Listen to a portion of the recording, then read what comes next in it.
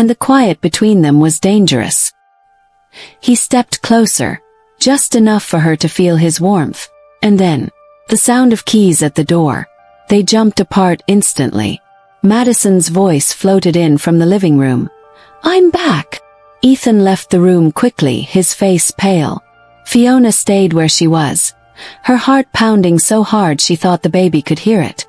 That night at dinner, Madison kept chatting about her big investor plans, but Fiona could barely eat. She glanced at Ethan. He was looking at her, just for a second, but long enough for Madison to notice. Madison's voice slowed slightly. Her eyes shifted between them. Something in her expression told Fiona she might have seen too much. Fiona swallowed hard. The danger was no longer just in her heart. It was in the air, circling closer every day. Madison wasn't a fool. She didn't believe in fairy tale marriages, but she did believe in paying attention. At first, she thought nothing of the small things. Ethan and Fiona in the same room when she came home, the way Fiona's voice softened a little when speaking to her husband. But the more she looked, the more her mind started to fit pieces together. It wasn't proof. Not yet. But it was something. One afternoon, Madison pretended she had another business meeting in the city. She put on her makeup slowly, watching Ethan and Fiona in the reflection of the hallway mirror. "Don't wait up," she told them with a smile that didn't quite reach her eyes. She left, closed the front door, and then, instead of heading to her car, she stood in the hallway outside listening. First there was silence. Then she heard faint footsteps. Closer together. Voices too low to make out. Her fingers tightened around her purse strap. She smiled to herself and walked away. That evening, Ethan couldn't shake the feeling that Madison had been watching him more closely than usual. When she asked, "So, what did you two do while I was gone?" Her tone was light, but her eyes were sharp, studying his face. "Just took care of the baby," he said. Fiona nodded quickly. "And watched some TV." Madison's smile stayed in place, but inside, she felt a tiny surge of certainty. The next day, Madison called her friend Claire and invited her over for coffee. But it wasn't coffee Madison cared about. It was Claire's opinion. As they sat in the living room, Madison casually said, "So, what do you think of my husband and my sister together?" Claire raised an eyebrow. "You mean like, in the same house?" "Yes. Do you notice anything off?" Claire hesitated. "They do look comfortable around each other. Maybe a little too comfortable." It wasn't much, but it was enough to keep Madison's mind racing. A week later, Madison told Ethan she had to go out for a late-night meeting. She kissed him goodbye, got into her car and drove around the block. Then she parked across the street and waited. Through the window, she saw Fiona in the kitchen, pouring a glass of water. Ethan walked in, stood close enough that Madison could see the outline of his hand brushing Fiona's arm. Madison's chest tightened, not from heartbreak, but from the thrill of being right. Later that night, after Madison had truly gone out this time, Fiona found herself pacing her room. Something about Madison's eyes lately made her skin prickle. She couldn't tell if it was guilt making her paranoid, or if Madison truly knew. But deep down, Fiona felt it. The walls were closing in. And if Madison decided to strike, she wouldn't just attack quietly. She would burn the whole house down around them. Madison had a gift. She knew how to keep her face calm while her mind planned 3 steps ahead. Over the last 2 weeks, she had watched Ethan and Fiona carefully. She didn't need obvious proof. Their eyes gave her everything. The way Ethan's gaze lingered when Fiona laughed. The way Fiona would stiffen slightly if Madison walked into a room unexpectedly. Something was there. And Madison was going to find it. Started with small things. Madison began forgetting things at home after leaving for errands. Her phone charger, her sunglasses, a file for her so-called business meetings. Each time, she would walk back into the house quietly, just to see what was happening. One morning, she left for a meeting at 8 a.m., but parked her car around the corner. She returned through the back door at 8:20. Ethan was in the kitchen, shirtless, drinking coffee. Fiona was at the stove making eggs, wearing one of Madison's aprons. The scene looked domestic. Too domestic. "Forgot my file," Madison said cheerfully. They both jumped like guilty children caught stealing cookies. She smiled inside. The game was on. That evening, Madison sat on the couch, scrolling through her phone, while Ethan and Fiona cleaned up after dinner. She pretended to be absorbed in social media, but her ears were sharp. Fiona's laughter floated in from the kitchen, soft, almost shy. Ethan's voice followed, low and warm. Madison waited a moment, then called out sweetly, "Fiona, could you get me some water?" When Fiona brought it, Madison caught the faint pink on her cheeks. Got you, she thought. The next weekend, Madison told Fiona she had to go to a networking dinner. "Could you keep an eye on the baby? Ethan's here, so you won't be alone." Fiona's stomach tightened. Every time Madison left them together now, it felt like a test or a trap. But she nodded. That evening, the house felt strangely quiet. The baby slept early, the rain whispered outside, and Ethan sat beside Fiona on the couch. "You're tense," he said softly. "She's watching us," Fiona replied without looking at him. "She's not here." The words hung in the air like forbidden fruit. And in that moment, Fiona felt the same dangerous pull she had felt that first night. But before anything could happen, a car door slammed outside. Madison's voice rang out from the hallway. Change of plans. Dinner was cancelled. They leapt apart just as she walked in. That night, Madison called Claire again. This time she was direct. "I need your help," she said. "I think Ethan and Fiona are too close. I want to know for sure." Claire hesitated, but curiosity got the better of her. "What do you want me to do?" "Visit unannounced. Catch them off guard. Watch everything. And tell me exactly what you see." By the following week, Fiona felt like she was walking through a minefield. Madison's eyes seemed to follow her everywhere. Sometimes she swore she saw Madison smirking for no reason.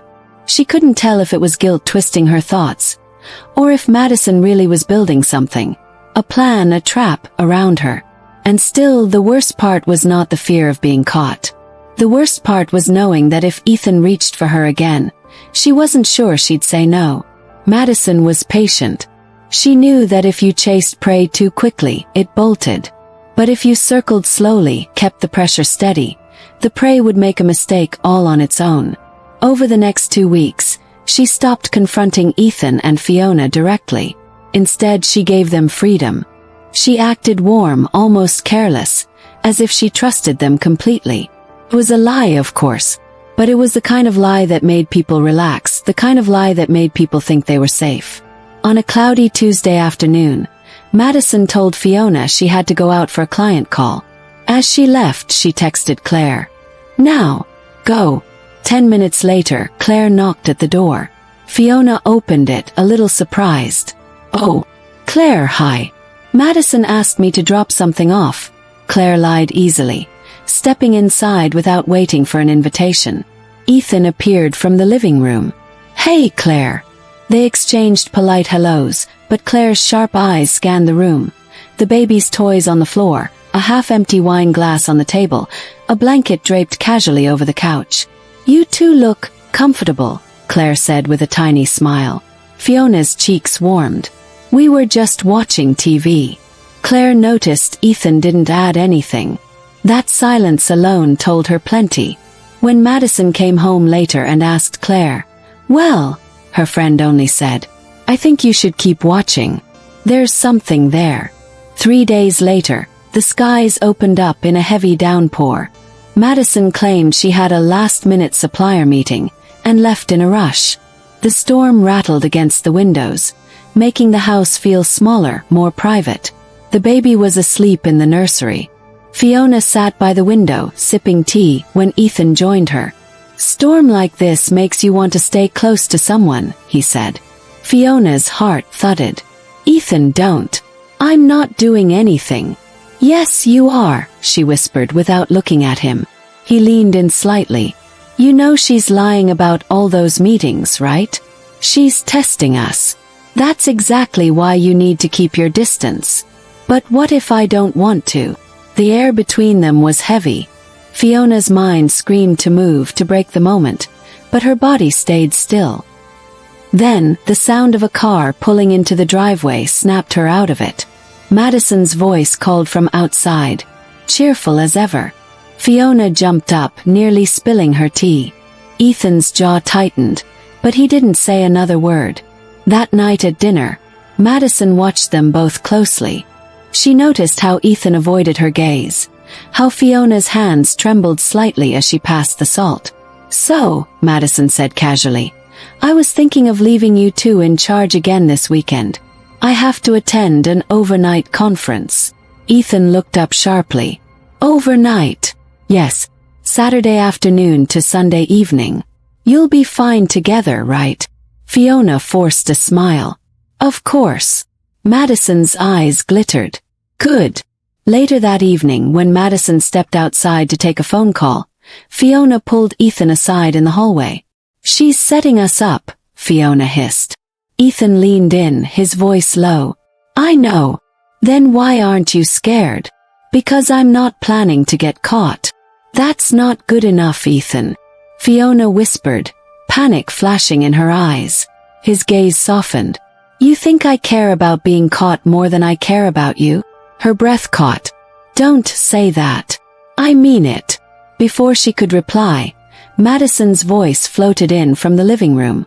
"What are you two whispering about?" Fiona stepped back instantly. "Nothing. Just talking about the baby's feeding schedule." Madison's smile was small and knowing. The next day Madison met Claire for lunch. "They're careful," Claire said. "But Ethan watches her. All the time. And she knows it." Madison stirred her coffee slowly. "Good. Let them think they're winning. They'll slip. And when they do, I'll be ready." Saturday arrived, the supposed overnight conference day. Madison packed a small bag, kissed Ethan lightly on the cheek, hugged Fiona, and left. As the door closed, Fiona exhaled in relief. But the relief didn't last. The house felt too quiet. Ethan's presence felt too close. And somewhere in the back of her mind, she couldn't shake the image of Madison's smile when she left. A smile that didn't belong to someone going to a business event. Somehow Fiona knew. Madison wasn't gone. She was waiting, watching. And when she made her move, it would be merciless. Madison's car rolled slowly down the street. Her eyes fixed on the house she had just left an hour ago. She parked 2 houses away, behind a hedge, and killed the engine. She didn't plan to stay overnight anywhere. She planned to catch them. Fiona was in the kitchen, tidying up after feeding the baby, when Ethan came in, barefoot, leaning against the doorway.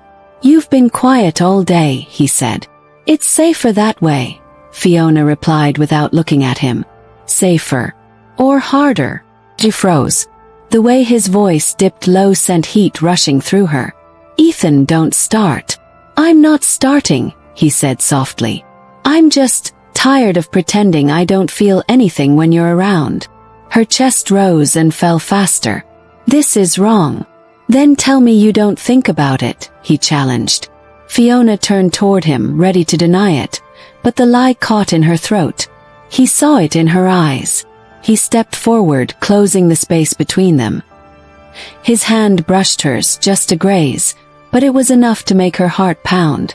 "I can't do this," she whispered. "You already are." She should have moved.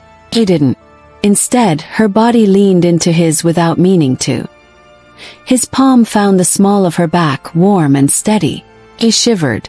Madison sat in her car, binoculars in hand. She could see the faint outline of movement through the living room window, though she couldn't make out details from this angle. She smiled to herself. Almost. Ethan's thumb brushed Fiona's jaw, tilting her face up. "I think about you every night," he murmured. Her breath hitched. "Stop. You don't want me to." Her lips parted to protest, but instead Ethan's mouth brushed hers. Barely there, but enough to make her knees weaken. Fiona pulled back an inch, her pulse racing. "If she finds out." "She won't. You don't know that." Ethan's gaze burned into hers. Then let's make it worth the risk. Just as his lips pressed fully to hers, the sound of a car door slamming outside shattered the air. Fiona jumped back, panic flooding her face. She's here. Ethan's jaw clenched. Go check on the baby, he said quickly. Fiona fled to the nursery while Ethan moved to the couch, flipping on the TV as though nothing had happened. The front door opened. Madison walked in, her expression bright and innocent. Surprise! The conference got postponed. Her eyes scanned the room, Ethan lounging casually, Fiona appearing moments later holding the baby, her cheeks flushed. Madison smiled. It was the kind of smile that said she noticed everything. That night, while everyone was asleep, Madison sat up in bed scrolling through her phone. She opened a voice memo she had secretly recorded earlier. The faint sound of footsteps, murmured voices, and a low, almost intimate laugh from Fiona. She played it twice, then locked her phone. She didn't need to confront them yet. No, she'd let them dig their own grave. And when she finally swung the hammer, they'd have nowhere to hide. Madison woke before dawn, lying still beside Ethan in bed. His breathing was slow, steady, the rhythm of someone who slept peacefully. She stared at the ceiling and thought, he won't be breathing like that when I'm done. When Fiona came downstairs, she was shocked to find Madison already cooking. Morning, Madison said warmly, flipping pancakes. I thought I'd make us all a family breakfast. Fiona hesitated. This wasn't Madison's style. Normally she was too busy, too tired, too distracted to cook. That's nice of you, Fiona managed. Ethan joined them a few minutes later. Madison poured him coffee and kissed the top of his head. You've been working so hard. You deserve a break. Ethan gave her a cautious smile. Inside, Madison was enjoying the unease on his face. She wanted him to wonder. After breakfast, Madison leaned on the counter, pretending to be thoughtful. I've been thinking, she said. You two have been doing so much for me lately. I want you to relax. This Saturday, I'm taking the baby to my mom's for the whole weekend. You can have the house to yourselves. Fiona's stomach twisted. That's not necessary. I insist, Madison said, eyes glinting. You've earned it. That night, Fiona sat on the edge of her bed in the guest room, staring at the floor. This was wrong. All of it. Madison's sudden kindness didn't feel real. It felt like a hallway with a locked door at the end, and she didn't want to find out what was behind it. But part of her couldn't stop thinking about what would happen if she and Ethan were alone. In the master bedroom, Ethan lay awake. Madison's soft breathing beside him was the mask of peace, but he could feel her eyes on him even when they were closed. He thought about Fiona, about her laugh, her nervous glances, the way her voice softened when she was tired. He knew the weekend Madison offered was trouble. He also knew he wanted it anyway. On Friday night, Madison packed a small bag, smiling to herself as she tucked a tiny black wireless camera into the lining of her makeup pouch. She had 2 more in her handbag. By the time she was done, there would be eyes in the living room, the kitchen, and, most importantly, the guest room. She wasn't leaving the house for safety's sake. She was leaving to watch the show. Saturday morning came with strange silence. Madison stood at the front door, bag in hand, her smile painted on like makeup. Baby's already strapped in the car, she told Ethan. I'll be at my mom's place by noon. You two, take it easy. Her tone was light, almost playful, but there was weight in her eyes, as though she were telling them exactly what she expected. Fiona avoided looking at her. Ethan only gave a small nod. The moment Madison's car disappeared down the street, Ethan shut the door and leaned against it. For a few seconds, neither of them spoke. The house felt too quiet, like it was holding its breath. I guess it's just us, Ethan said at last. Fiona swallowed hard. We should maybe clean or something. You can if you want, he replied, stepping closer. But I have other ideas. Her pulse spiked. Ethan. He reached up, brushing a stray curl from her cheek. You've been in my head all week. Don't say that, she whispered. Why? Because it's true. Fiona backed up until the counter pressed against her hips. It's wrong. I don't care anymore, Ethan murmured. His hand slid to her waist, slow, deliberate. She didn't move away. 2 miles away, in her mother's guest room, Madison sat cross-legged on the bed with her tablet in front of her. The 3 live feeds were crystal clear: the living room, the kitchen, and Fiona's guest room. When Ethan's hand touched Fiona's waist, Madison's lips curled into a slow smile. Go ahead, she whispered to the screen. Show me who you really are. Fiona closed her eyes as Ethan's mouth brushed hers. It wasn't a deep kiss, just the lightest taste, but it cracked something inside her. Tell me to stop, he said against her lips. He didn't. The kiss deepened. Her hands, once stiff at her sides, rose to his shoulders. He pulled her closer, pressing her against the counter until she felt the warmth of his body through her clothes. Madison leaned forward, her eyes glued to the screen. She adjusted the volume slightly, catching the faint sound of Fiona's quickened breathing. Oh, you're making this too easy, she muttered. She picked up her phone and hit record on the tablet screen. Every angle, every sound, every glance, hers to keep. Ethan pulled back only to take her hand. Come with me.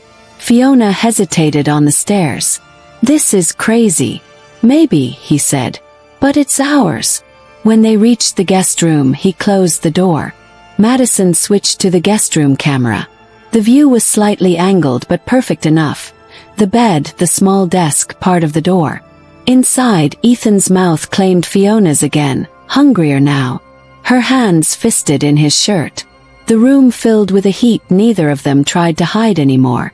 You know what this means, Fiona gasped. I know, he breathed. And then they stopped talking. By the time the afternoon light turned golden, the air between them was different.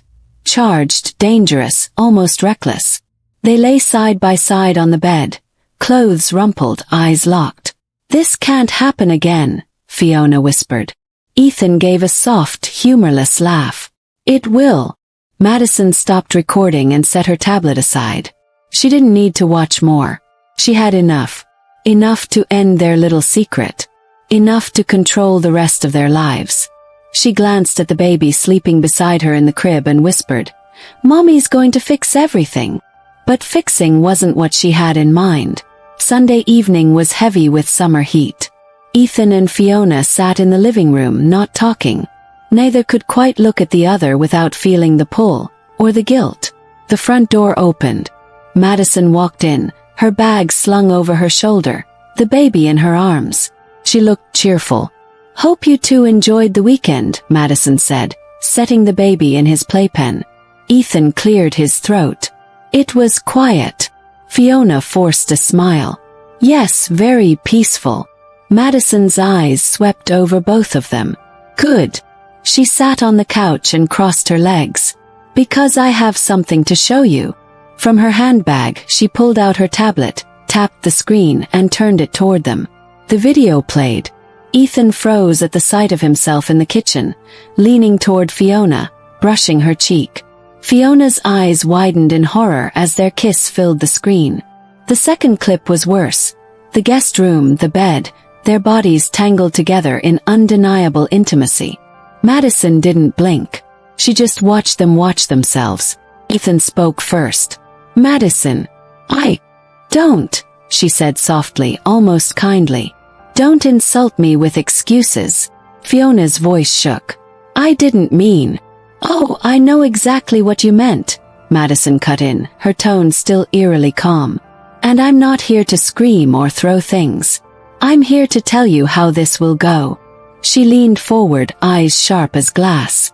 Ethan, you'll keep being my husband. You'll be the perfect father in public. You'll smile in pictures, hold my hand, kiss me at family gatherings.